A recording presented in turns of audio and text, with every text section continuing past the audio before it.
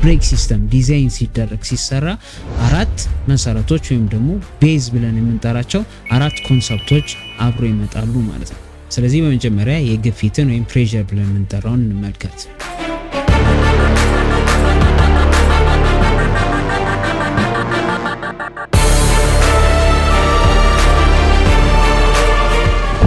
ዋነኛው የብሬክ ሲስተማችን የሚሰራበት ሜካኒዝም ወይም ደግሞ የሚሰራበት ህግ የፓስካል ሎ ተብሎ ይጠራል። ኖርማሊ ይሄ ነገር ኮንሰፕት ምን እንደሚያወራ እንመልከት። አሁን ለምሳሌ እኛ ያን የሚያክል ትልቅም መኪናውን ትንሽም መኪናውን እንዲቆም ስንፈልግ የብሬክ ፔዳሉን እንረግጣለን። ስንረግጥ ያን የሚያክል ማሲቭ ኦብጀክት እንዲቆም እናደርጋለን ወይም ደግሞ ፍጥነቱ እንዲቀንስ እናደርጋለን።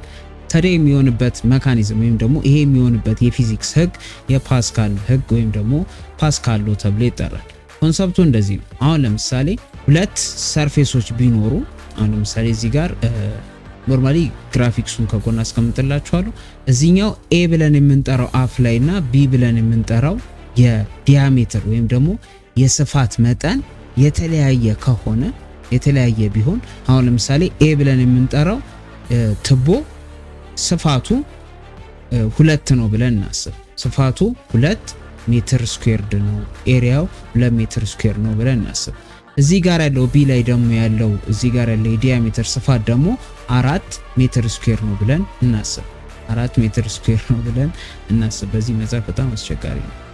4 ሜትር ስኩዌር ነው ብለን እናስብ። ከዛ ደግሞ እኛ አፕላይ የምናደርገው ፎርስ ይኖራል ማለት ነው። የሆነ አክል ኒውተን ፎርስ እኛ አፕላይ የምናደርገው ይኖራል። በፓስካል ህግ መሰረት እዚህ አንድ ፓይፕ ላይ የሚኖረው ፍሉድ አሁን ለምሳሌ ይህንን በሙሉ በዘይት ብንሞላውና ሁለቱም የኤ ቦታ ላይም የቢ ቦታ ላይም ሁለቱም ላይ እንደ ፒስተን ወይም ደግሞ ልክ እንደ ስሪንጅ የሆነ ኮምፖነንትን ድፍን አድርገን እንዲይዝ ሁለቱን ቱቦችን ዘግቶ እንዲይዝ ብናደርገው ኤ ላይ አፕላይ የምናደርገው ፎርስ ክሬት የሚያደርገው የራሱ የሆነ ፕሬሸር አለ።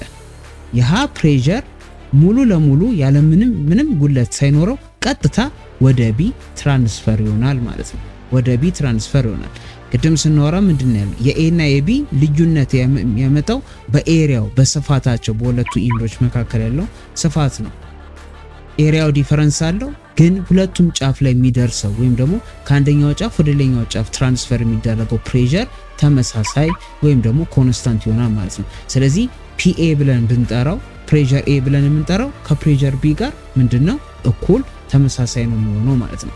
ስለዚህ እቺን ጠባባን ቦታ የብሬክ ፔዳላችን ስር ያለችዋን ሲሊንደር አድርገን እንሰራለን። ይሄንን ደግሞ ቢ ብለን ደግሞ የምንጠራውን ወደ እግር የሚሄደው ብለን እናስብ። ወደ እግር የሚሄድ ግፊት ነው ብለን እናስብ። ስለዚህ እዚህ ትንሽ ኤሪያ ላይ 2 ፓስካል ፕሬሸር አፕላይ ያደረገን እንበል። ስለዚህ 2 ሜትር ስኩዌር ስፋት ያለው ላይ 2 ፓስካል ፕሬሸር አፕላይ ስናደርግ 2 ጊዜ 2 4 ይመጣል። ስለዚህ ፎርሳችን 4 ኒውተን ይሆናል ማለት ነው። 4 ኒውተን ይሆናል። ልክ ግን እዚህኛው ሰፊው ላይ ወይም ደግሞ ባለ 4 ኤሪያው ጋር ሲሆን ግን እንደተነጋገርነው ፕሬሸሩ ኮንስታንት ነው ብለናል።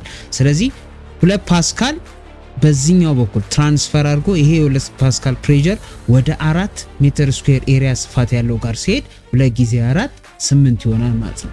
ስለዚህ በሁለት እጥፍ እኛ አፕላይ ያደረግነው ፎርስ መጨረሻ ላይ ሲወጣ 2 እጥፍ ሆኖ ይወጣል ማለት ነው። ስለዚህ ለዛ ነው እኛ ትንሽ ፎርስን አውጥተን ይሄ ሲስተም ራሱ መልቲፕላይ አድርጎ ያንን ግዙፉን ነገር እንዲያቆም የሚያስችለው ማለት ነው። ምክንያቱም የግፊቱን መጠን አብዝቶ ወደ ጎማዎቻችን እንዲደርስ ስለሚያደርግልን ማለት። ስለዚህ ኖርማሊ እነዚህ የብሬክ ሲስተሞች ዲዛይን ሲደረጉ ኦፕሬት የሚያደርጉበት ሚንስ ወይም ደግሞ ኦፕሬት የሚያደርጉበት ሜካኒዝም ይህንን ይመስላል ማለት ነው።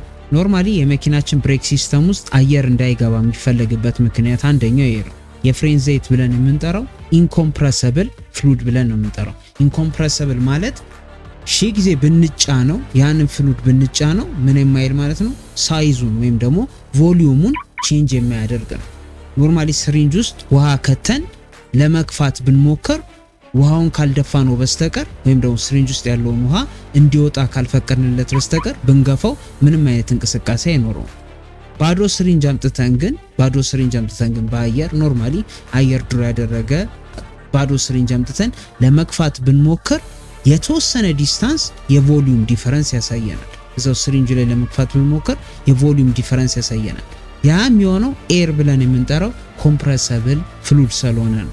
ስለዚህ ኤር ብለን የምንጠራቸው ቃሉም ይናገራል። ኮምፕረሰብል ማለት የሚጨመቅ የሚገፋ ቼንጅ ቮሊዩም ቼንጅ ሊያመጣ የሚችል ማለት ነው። ኢንኮምፕረሰብል ብለን ደግሞ የምንጠራቸው የቮሊዩም ቼንጅን የማያመጡ ያ ማለት አንድም ፕሬሸር አፕላይ ስናደርግበት ዲፈረንስ የማያመጣው ደግሞ ኢንኮምፕረሰብል ፍሉድ ብለን እንጠራለን። ስለዚህ ዘይቶች ኢንኮምፕረሰብል ፍሉዶች ስለሆኑ እኛ እግራችን ላይ ያስተላለፍነው በእግራችን ገፍተን የላክነው የፕሬሸር መጠን ያለምንም ጉለት ትራቭል እንዲያደርግና መስራት ያለበትን ስራ እንዲሰራ የሚያደርግልን ይሆናል ማለት ነው። ነገር ግን በመሃል ሲስተሙ ላይ አየር የሚኖር ከሆነ እንደተነጋገርነው አየር ኮምፕረሰብል ፍሉድ ስለሆነ ያቺን ቦታ ለመምላት መተላለፍ ይጀምራሉ ወይም ደግሞ ፍሉዶቹ ተቆራርጠው መሄድ ይጀምራሉ ማለት ነው።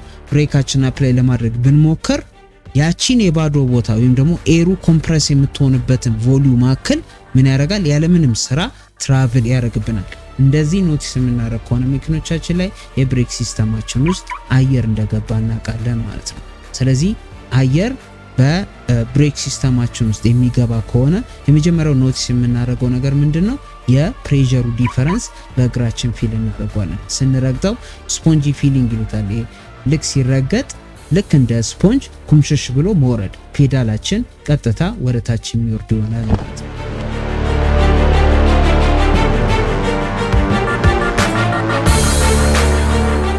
ሁለተኛው ደግሞ ኮኤፊሺየንት ኦፍ ፍሪክሽን ብለን የምንጠራው ነው።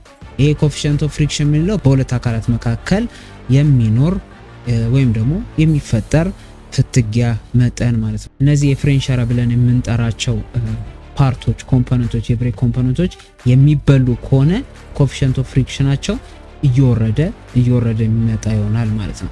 ኮኤፊሺየንት ኦፍ ፍሪክሽን ብለን የምንጠራው ቁጥር ከፍ እያለ የሚመጣ ከሆነ በጣም ከፍተኛ የሆነ የፍሪክሽን አማውንት አለው ማለት ነው። ዝቅ የሚል ከሆነ ወይም ደግሞ ቁጥሩ ያነሰ ደግሞ ከሆነ ይሄ ነገር ምን ያለ ነው ማለት ነው። ፍሪክሽን አቅሙ ወይም ደግሞ ሰበቃን የመፍጠር አቅሙ ዝቅተኛ ይሆናል ማለት ነው። ኖርማሊ የፓሴንጀር መኪኖች ላይ ወደ ፕሮዳክሽን ላይ ሲወጡ ከ0.3 እስከ 0.4 ድረስ ኮኤፊሺየንት ኦፍ ፍሪክሽን ይኖራቸዋል ማለት ነው። ትላልቅ የጭነት መኪኖች ደግሞ ሲሆኑ ከ0.4 እስከ 0.7 ድረስ የሚደርስ ይሆናል ማለት ነው። በጣም ከፍተኛ የሆነ ፍሪክሽን ያስፈልጋል። ምክንያቱም አንድ መኪና በጣም ከፍተኛ የሆነ ሎድ ሲኖረውና ሎድ ሳይኖረው የሚፈጠረው ሰበቃ ወይም ደግሞ ያንን መኪና ለማቆም የሚያስችለው የፍትጊያ መጠን መለያየት ስላለበት ማለት ነው። ስለዚህ እነዚህ ትራክ ብለን የምንጠራቸው ኖርማሊ 0.4 ኮኤፊሺየንት ኦፍ ፍሪክሽን የሚጠቀሙት ምናልባት ትናንሽ መኪኖች ሊሆኑ ይችላሉ፣ አነስ ያሉ ትራኮች ሊሆኑ ይችላሉ።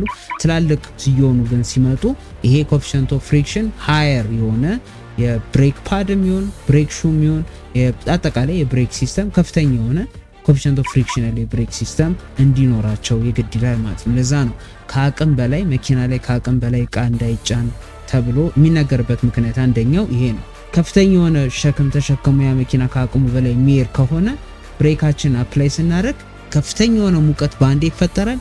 ያ ሙቀት ደግሞ ብሬክ ፌድን ያመጣል። ስለዚህ ኖርማሊ መኪናችን ቶታሊ ኮንትሮል የሚያጣብን ይሆናል ማለት ነው።